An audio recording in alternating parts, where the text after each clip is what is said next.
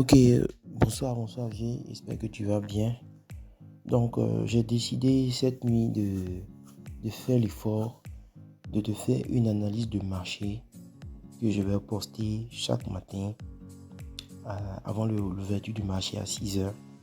Voilà. Mais néanmoins, chaque soir, je vais poster la vidéo. Si ce n'est pas le soir, ça sera forcément matin très tôt. Mais je vais tourner un prémix de la vidéo le matin, le soir. Et puis le matin, je vais envoyer des captures pour compléter mon analyse, pour t'aider vraiment dans ta tâche, parce que j'ai remarqué que il y a certains concepts que tu ne maîtrises pas totalement. Mais si je te guide comme ça avec mes propres analyses, ce sera plus simple pour toi de pouvoir prendre position sur le marché.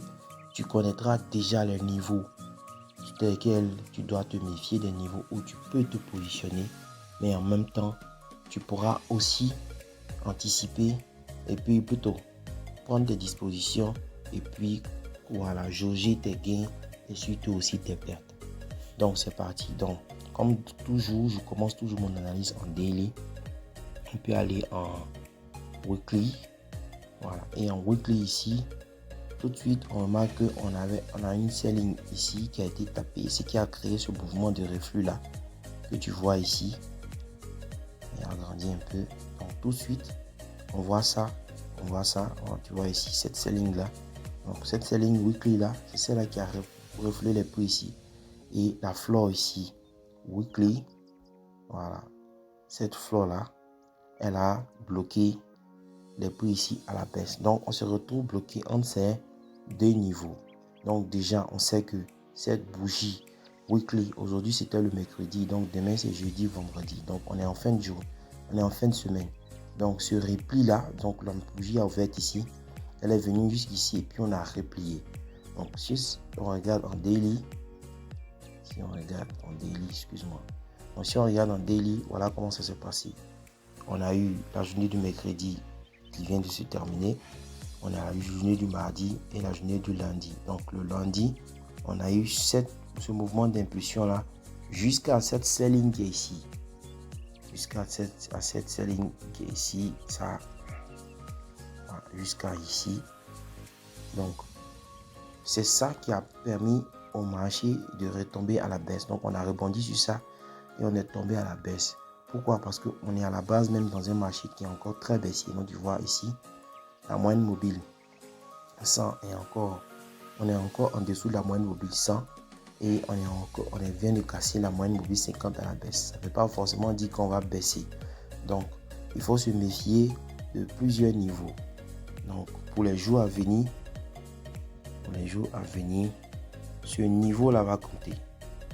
Pourquoi? Parce que c'est une flore qui a déjà réagi ici et là on est possible dans un retest. Donc si on casse ici, c'est possible qu'on vienne retester ici. Ça peut casser et puis venir rebondir sur ça. Voilà. N'oublions pas aussi qu'on est quasiment en fin de tendance. Ça ne veut pas dire qu'on va forcément se retourner à la hausse ici, mais on est dans un mouvement d'accumulation en daily. N'oublie pas, j'avais dit que après une phase de tendance, donc tu vois ici, il y a eu une grande phase de tendance. Donc après une phase de tendance, on rentre toujours dans une phase d'accumulation qui est précédée, qui est suivie par une phase de manipulation. Donc on va aller chercher le stop dans les deux sens avant de lancer la tendance.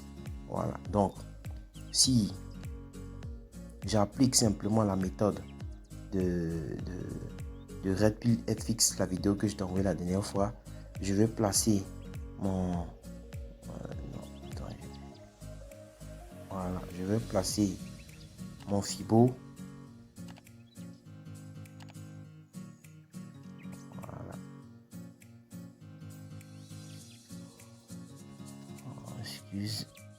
Ok, donc je place mon Fibo et mon Fibo me dit que on n'a pas, si on doit avoir un rebond ici pour partir à la hausse ici, il faudrait qu'on vienne chercher au minimum cette zone des 62%, voire 70%, idéalement la zone des 79%. Pourquoi? Parce qu'elle coïncide avec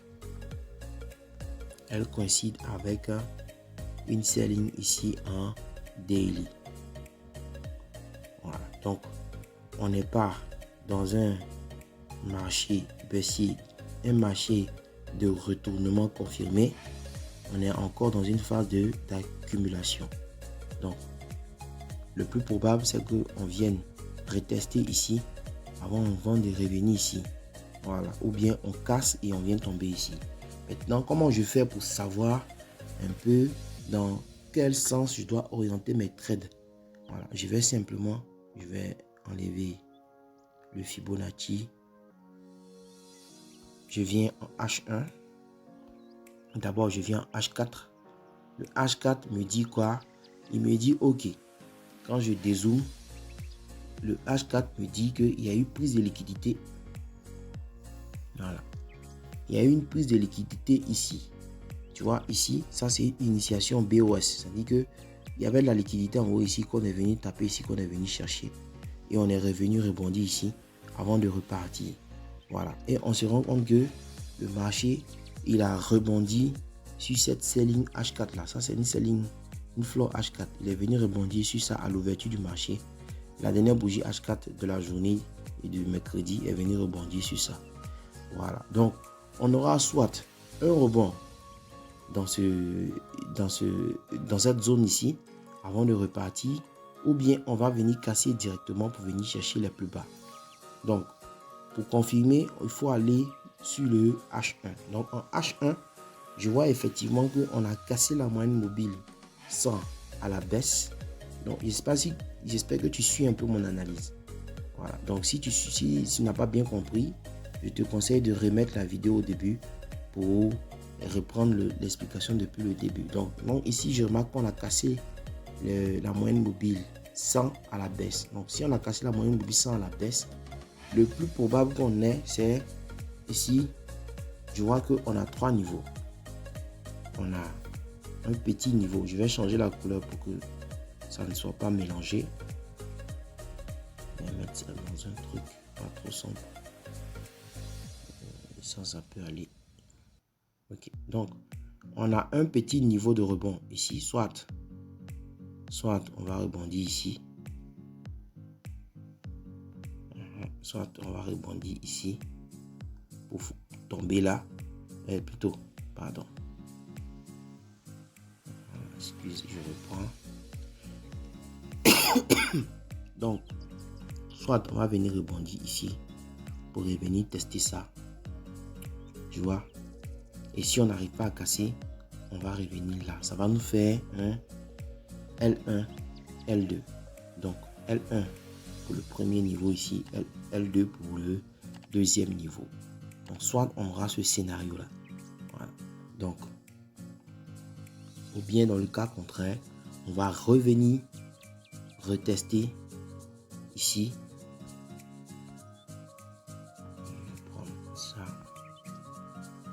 On va revenir et tester ce niveau là. Pourquoi? À cause de la floor, la selling qui est ici, qui coïncide en même temps avec la Kijun H1.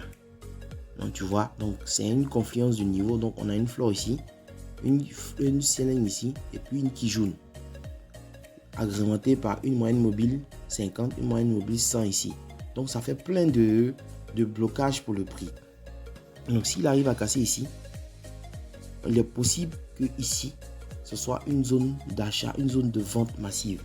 Donc, il va falloir être prudent.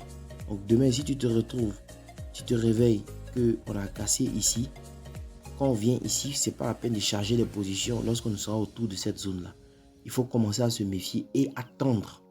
Il faut toujours attendre. Les meilleurs trades se dessinent toujours lorsque tout le monde a perdu son argent. Voilà, donc il ne faut pas te presser. Il faut attendre, tu seras toujours payé vieux. Ils vont te payer jusqu'à temps que tu seras fatigué de prendre l'argent. Ok, donc on peut avoir ce scénario. Donc scénario 1, on vient, on tape ici, on rebondit ici et on s'en va. Ça c'est scénario 1. Scénario 2, on vient, on rebondit, on tape ici et on continue le mouvement jusqu'en bas à cause de ce qui se passe ici en daily. Voilà, en daily, on a encore une zone ici. Tu vois. Donc, si ça ne tient pas, on va casser pour venir en bas ici. Donc, si on casse ici, on a probablement un objectif en bas ici autour de 1,1055. Donc, indice 50 pour le chiffre. Donc, je reviens en H1. Donc, en H1, j'ai ce niveau de prix-là que j'ai déjà tracé qui vont me permettre d'orienter mon marché le lendemain. Ok, donc je peux revenir ici en M15. La connexion déconne un peu. Tant que je règle ça rapidement. Ok, on continue. Donc ici, je viens en M15. Et le M15, simplement en regardant mon M15, je vois que ici, j'ai ma moyenne mobile 50 qui vient de croiser la moyenne mobile 100 à la baisse. J'ai ma Kijun Ichimoku qui est en dessous des moyennes mobiles. Le marché est posé. Le marché est posé. Je vois ici que la correction est faiblade. J'ai des petites bougies. Donc, j'ai la possibilité d'avoir un rejet ici. Il faut attendre une confirmation pour pouvoir se positionner. Une confirmation se donne toujours soit en regardant sur le petit time frame, le M5. Donc, on peut avoir ici un rebond ici, soit un W qui s'est dessiné là. Et W encore, un M. On peut avoir un mouvement comme ça. Oh merde. On peut avoir un mouvement comme ça. Je prends une bonne flèche. Donc, on peut avoir un mouvement comme ça. Tac, tac. Et puis un autre qui fait boum ici. Et puis bah, on tombe ici. Voilà. On peut avoir ça pour demain matin. Pour demain matin à l'ouverture de 8h et 6h jusqu'à 7h30. Avoir un truc comme ça. Voilà.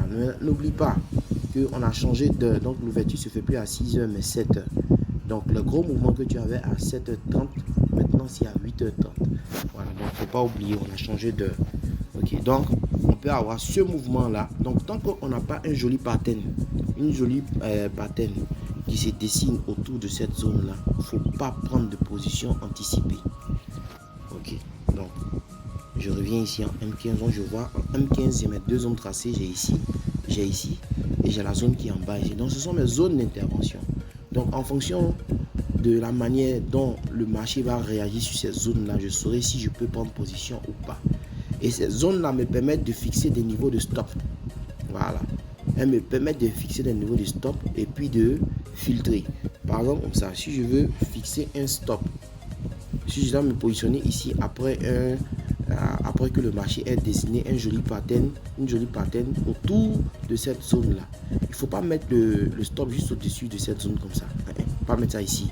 Parce que là, quand je regarde, je vois qu'il y a effectivement aussi ici une selling, mais en M15. Puisque ça, ce qu'on a tracé, c'est en H1. Donc, je mets ça au-dessus. Voilà, je mets au-dessus. Là, je suis protégé au cas où on vient tester ça. On vient même tester le haut de la zone et on redescend. Je suis protégé. Voilà. Je suis protégé. Donc, c'est un peu le scénario pour demain. C'est un peu le scénario pour demain. Donc, j'espère que demain, tu auras une belle journée. Tu pourras prendre des positions plus sereinement et que Dieu te bénisse. Si tu as besoin de quoi que ce soit, n'hésite pas à m'appeler. Voilà, comme c'est une analyse que j'ai fait la nuit, le matin, tu verras des captures que je vais joindre pour confirmer un peu l'analyse, pour voir un peu comment on peut organiser la journée de trading de demain. Ok, donc porte-toi bien, à plus.